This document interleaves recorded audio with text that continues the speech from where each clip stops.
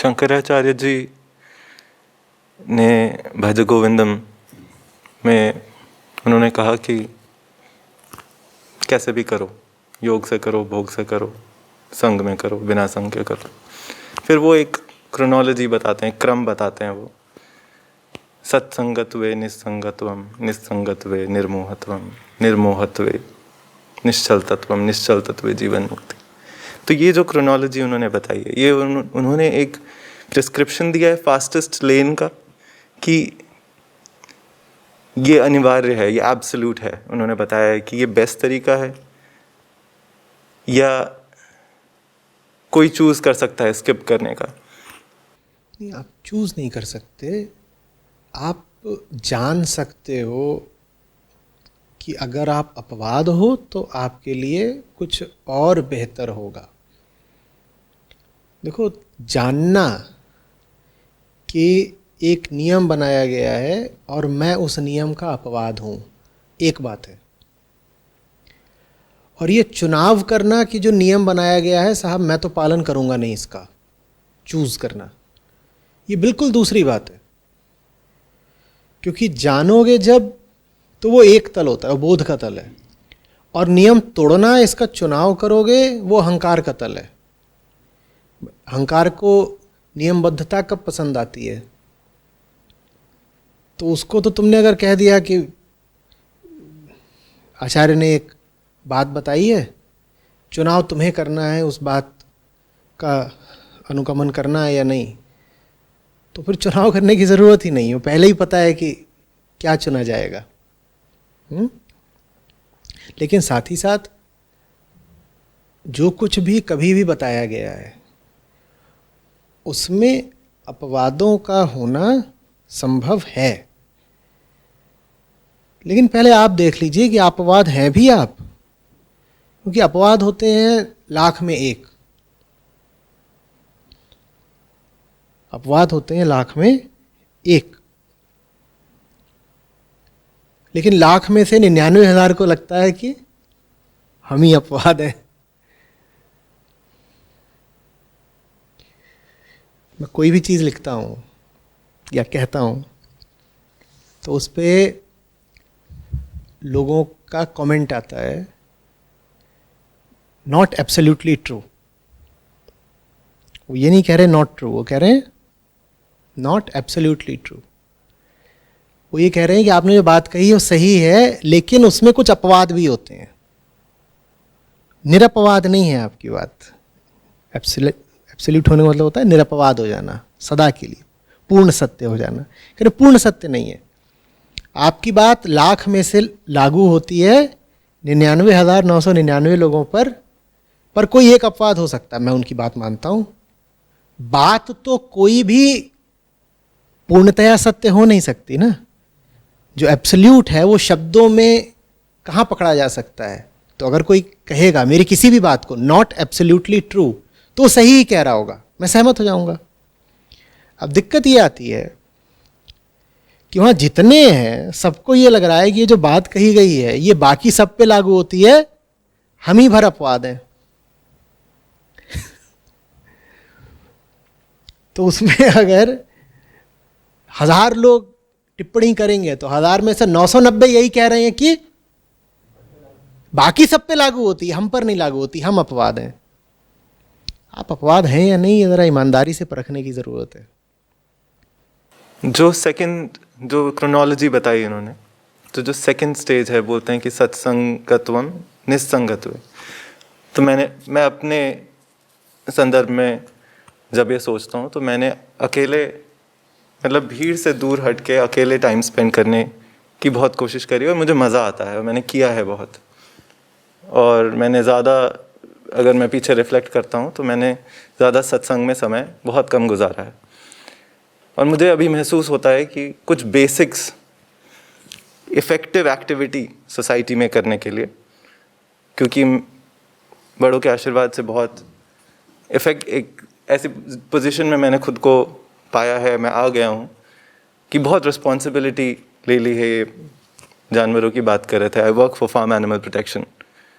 मुझे छूट है अपने ऑर्गेनाइजेशन की तरफ से कि मैं कैंपेन्स बिल्ड कर सकता हूँ। और इंस्टीट्यूशनल मीट रिडक्शन रिप्लेसमेंट कर सकता हूँ, जानवरों के लिए करना चाहता हूँ, यही शौक़ है। और ये शौक़ मैंने प्रोफेशन बन गया है बड़ों के आशीर्वाद से। लेकिन डिसिप्लिन और सिंगल पॉइंटेड फोकस, वो जो तलवार है फोकस वाला, उसमें जंग लगा हुआ है। और मैं सोच रहा हूँ कि मैं यहाँ पे आया भी इस वजह से हूँ कि सानिध्य मिले, सत्संग जो वो बेसिक जो फाउंडेशन फर्स्ट स्टेप जो छूट गया था पहले, सेकंड स्टेप में मज़े ले रहा था मैं, वो मिले। कुछ जो फोकस की मैं बात कर रहा हूँ, वो सीख करते हुए यहाँ पे आया हूँ मैं। तो कितना ज़रूरी है वो जो फर्स्ट स्टेप है, वो जो उन्होंने कहा है तो वो फाउंडेशन होगा। और जिन चीज़ों की मैं कमी महसूस कर रहा हूँ, इसके संदर्भ में अब क्या बताना चाहेंगे? सत्संग का मतलब होता है तुम्हारे पास सामग्री क्या है। आप अगर मुझसे बात कर रहे हैं तो मैं आपकी सामग्री हूँ। आप कुछ सोच रहे हैं तो जो विचार है वो आपकी सामग्री है। ठीक है। सत्संग का मतलब होता है कि किसके साथ बैठे हो, कौन सी चीज़ तुम्हारे साथ है। क्योंकि हम अकेला होना बर्दाश्त नहीं करता, उसके साथ हमेशा कुछ ना कुछ होता है। तो उसके साथ क्या है, कौन सी चीज़ है। तो सत्संग अपने आप में एक बहुत व्यापक बात हो गई। इस तरह के आयोजन सत्संग का एक छोटा सा उदाहरण भर है। आप कहीं बैठ करके कुछ विचार कर रहे हो, कोई किताब पढ़ रहे हो, कुछ भी है, वो भी सत्संग है। आप कहीं प्रकृति को देख रहे हो, उसमें ध्यानमग्न हो, कुछ बात समझ में आ रही है, वो भी सत्संग है। संग तो मन अनिवार्यतः करता ही है। मन संगति के बिना नहीं रह सकता, कुछ ना कुछ होगा मन के पास हमेशा विषय सामग्री।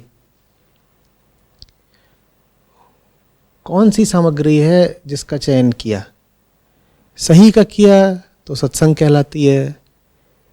घटिया सामग्री चुन ली, देखने के लिए, सूंघने के लिए, पकड़ने के लिए, पढ़ने के लिए, सुनने के लिए, तो कुसंग कहलाती है ये। तो जो बेकार चीज़ों का संगत दिया है हमने अतीत में, और लंबे वक्त तक दिया है, और अच्छी चीज़ों से कम संगत रहा है, तो वो जो टेंडेंसीज़ हैं वो कैरी हो रही हैं। और कल भी आप जैसे बता रहे थे कि अननेसेसरी चीज़ों को आप लेके चल रहे हो, वही बोझ है, वही झूठ है। तो आइडेंटिफाई करने की भी ज़रूरत है। टेंडेंसीज़ जो है, बुरी टेंडेंसीज़, अपने संदर्भ में मैं यही कहना चाहता हूँ कि रिस्पॉन्सिबिलिटीज़ बहुत ले ली हुई हैं, बहुत इफ़ेक्टिव पोजीशन में खुद को प्लेस किया हुआ है। लेकिन पुरानी टेंडेंसीज़ जो हैं उनके जकड़ में हूँ। और आपसे जुड़ा हुआ रहना चाहता हूँ मैं क्योंकि आपकी टीचिंग्स भी वीगनिज़्म को लेके है। बस सवाल नहीं है, कोई रिक्वेस्ट है आपसे कि want to stay in touch with you and your work more closely. ये यहाँ पड़ी हुई चीज़ है। इससे स्टे इन टच का मतलब होता है ऐसे, ठीक है, टच कर लिया। हमारा जो काम है उससे स्टे इन टच का मतलब होता है कि जैसे कोई ट्रेन चली जा रही है, कोई गाड़ी भागी जा रही है, उससे स्टे इन टच करना, उसके साथ साथ भागना पड़ेगा।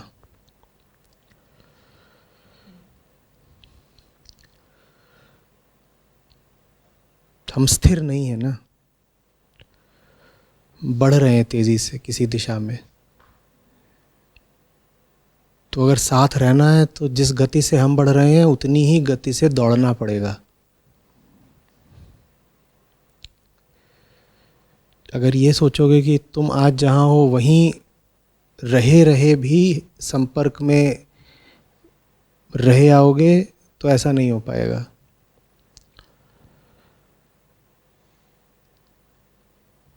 तुम्हें बेहतर बेहतर और बेहतर होते रहना पड़ेगा अगर इस काम के साथ चलना है तो। पता नहीं कितने उदाहरण हैं जहाँ लोग संपर्क में थे और अब संपर्क में नहीं रह सकते हैं क्योंकि उन्हें बदलना स्वीकार नहीं था। ये काम, ये ऑर्गेनाइजेशन, ये मिशन स्टैटिक नहीं है ना, हम बदल रहे हैं प्रतिपल, और यही तो लक्ष्य है कि बदलते चलें। बदलाव का मतलब है बेहतरी। तो आपको भी साथ साथ बेहतर होते चलना पड़ेगा, कदम से कदम, कंधे से कंधा मिलाकर चल सकते हो तो साथ चल पाओगे, नहीं तो पीछे छूट जाओगे।